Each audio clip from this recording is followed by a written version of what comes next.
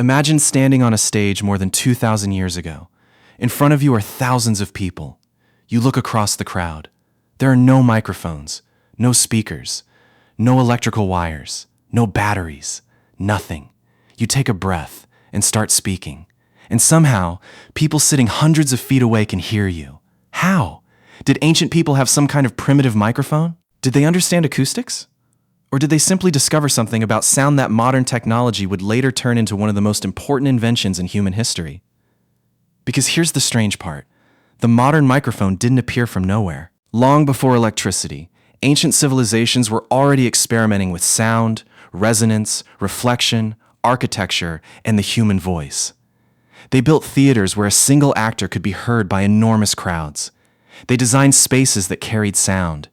They used horns and other acoustic devices to make voices and signals travel farther. They discovered that the shape of a space could change the way sound behaved. And although they didn't have microphones, they were beginning to solve the same basic problem. How do you make one person's sound reach many other people? So let's go back thousands of years, before microphones, before electricity, before modern science, and discover how ancient humans learned to make the human voice travel. Before microphones, sound was survival. Long before cities existed, sound was one of humanity's most important communication tools. Imagine a small prehistoric community. A hunter spots a dangerous animal. He can't send a text message. He can't make a phone call. He can't turn on a radio. He has only one option. He shouts, "Run!" That sound could save someone's life. A person could use their voice to warn others about danger. A mother could call her children. A hunter could communicate with someone across a valley. A leader could gather a group. Sound wasn't entertainment. It was survival. But humans quickly discovered a problem. The human voice has limits.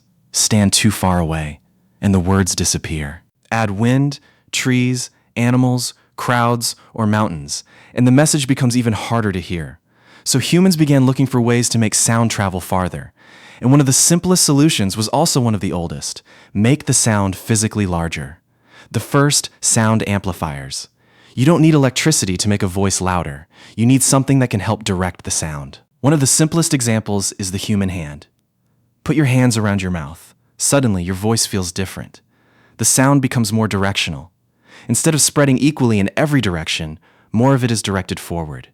Humans could also discover that hollow or funnel-shaped objects could help project sound. This eventually led to devices such as horns and trumpets. Ancient cultures used horns and similar instruments for signaling, ceremonies, military communication, and religious purposes. These weren't microphones. They didn't take sound and convert it into an electrical signal. But they solved a related problem: getting sound farther. Imagine an ancient army preparing for battle. Thousands of soldiers are spread across a huge area. The commander shouts an order. Nobody hears it. So instead, a signal is made with a horn. Now the sound can travel much farther. One signal can communicate with hundreds or even thousands of people. This was an ancient version of a problem that modern communication technology would spend thousands of years trying to solve. How do you make a signal reach more people? The Greeks discover the power of architecture. Now we're traveling to ancient Greece. And this is where the story becomes truly fascinating. The ancient Greeks built enormous outdoor theaters. Some could hold thousands of spectators. And the actors had to perform without microphones. Think about the challenge. An actor stands on stage. The audience is spread across a huge semicircle. The person sitting in the front row is close, but someone sitting near the back may be extremely far away.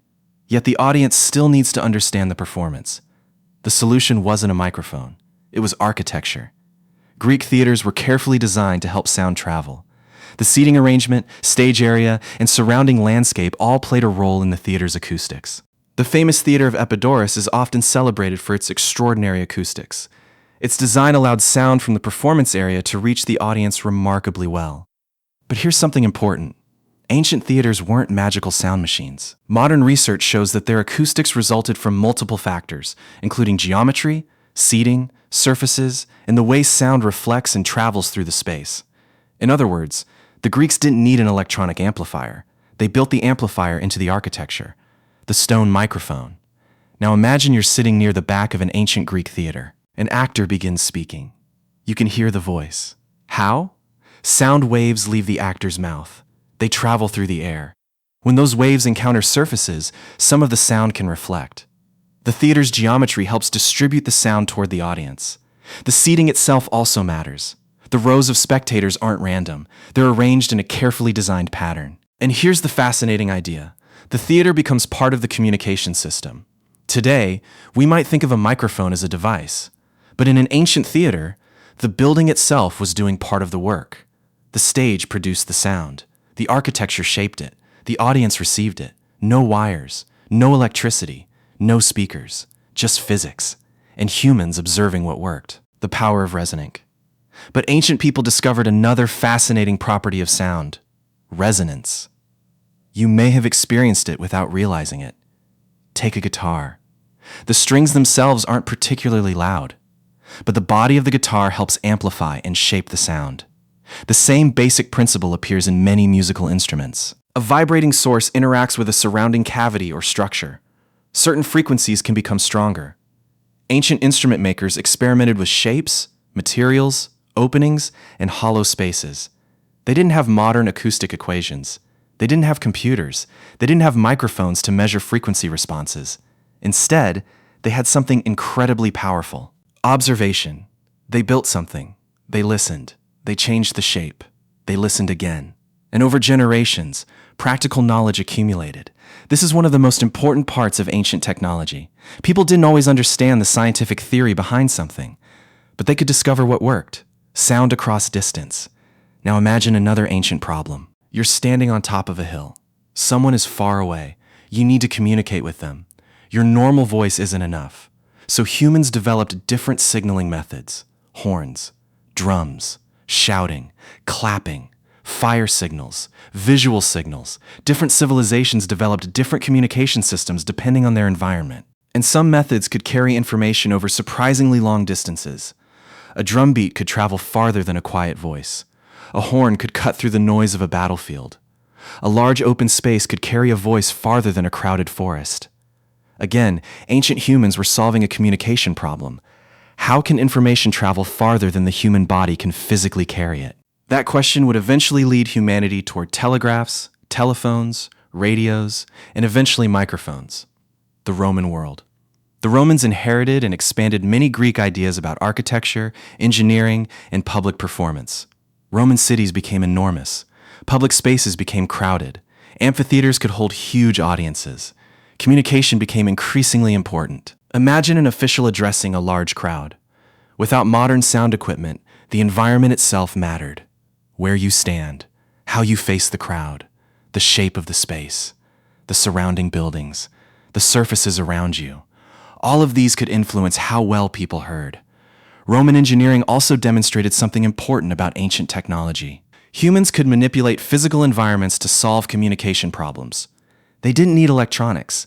They used stone, wood, metal, geometry, and human ingenuity. And that brings us closer to the idea behind amplification. So, did ancient people invent the microphone? Here's where we need to separate fact from legend. No, ancient Greeks didn't invent the modern microphone. Ancient Romans didn't build an electronic microphone. The modern microphone requires technologies that didn't exist in the ancient world. A modern microphone converts sound waves into an electrical signal. That signal can then be amplified, recorded, transmitted, or processed. Ancient people had no electricity-based audio systems. But they absolutely discovered some of the principles that make sound communication possible. They learned that the shape of a room matters. The position of a speaker matters. The shape of a surface matters. Hollow spaces can affect sound. Certain materials reflect sound. Certain shapes can direct sound. And large structures can help a voice reach a huge audience. So perhaps the better question isn't, did ancient people invent the microphone?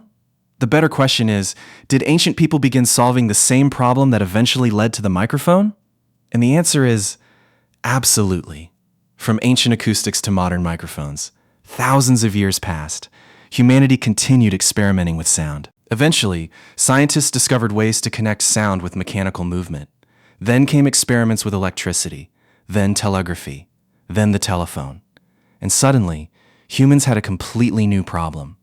What if you don't just want to make a voice louder? What if you want to turn the voice into a signal? That's where the modern microphone begins to emerge. A microphone doesn't simply make your voice louder. It detects changes in air pressure caused by sound. Those changes move a diaphragm or another sensing element.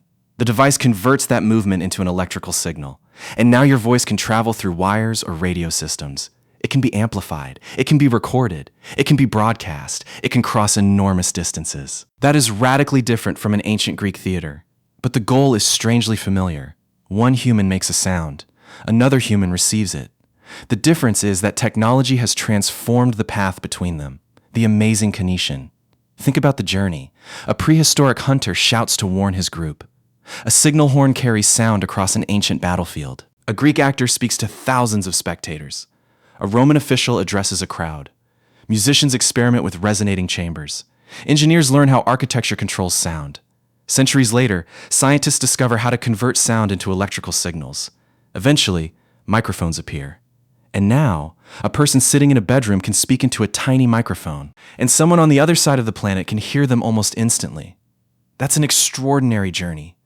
The microphone in front of you may look like a simple piece of technology, but behind it is a story thousands of years old. A story that began when humans first asked, "How can I make my voice reach farther?" The sound that connects us.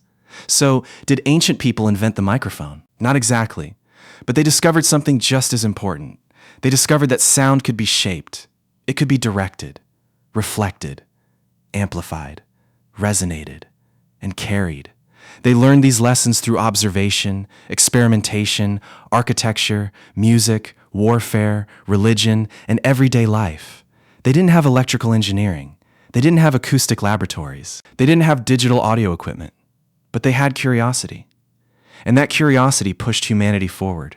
From a shout across a prehistoric valley, to the voice of an actor in an ancient theater, to a horn on a battlefield, to a telephone, to a radio, to the microphone sitting in front of you today. The technology changed. The physics didn't. And perhaps that's the most fascinating thing about human invention. We often imagine inventions appearing suddenly. But most inventions are actually the final chapter of a story that began thousands of years earlier. So the next time you speak into a microphone, remember, you're not just using a modern device. You're participating in a very old human experiment. The experiment began with one simple question. How far can a human voice travel? And humanity is still finding new answers. If you enjoyed this journey through the forgotten history of sound, subscribe for more stories about the ancient ideas hiding behind the technology we use every day. Because sometimes, the oldest inventions are hiding inside the newest ones.